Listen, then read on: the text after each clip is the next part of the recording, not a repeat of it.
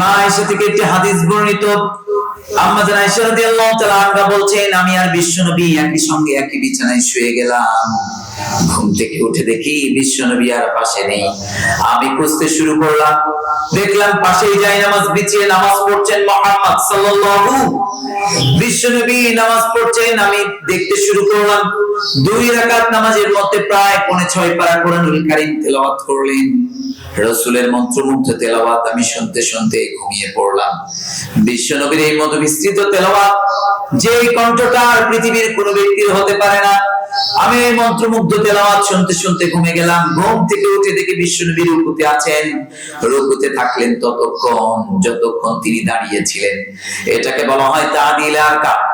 এরপরে আমি আবার ঘুমিয়ে গেলাম। ঘুম থেকে উঠে দেখি বিশ্বনবী সিজদায় আছেন। আমি মনে করলাম জানান্তু হাত্তা কুবদাতু রূহাহু, মনে হয় বিশ্বনবীর রূহ থেকে আত্মাটা বিদায় নিয়েছে। পায়ে চিমটি কাটলাম, রাসূল পা নাড়া দিলেন।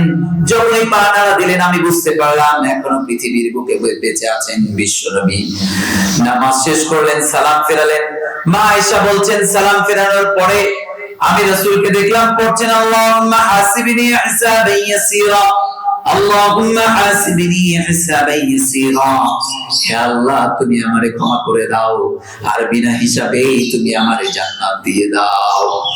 বিশ্বনবীর কথা শুনে মা আয়েশা বলতে শুরু করেছেন, ইয়া রাসূলুল্লাহ, আপনার তো আগের এবং পরের সমস্ত গুনাহগুলিকে আল্লাহ ক্ষমা করে দিয়েছেন, আপনি কাঁদেন কেন?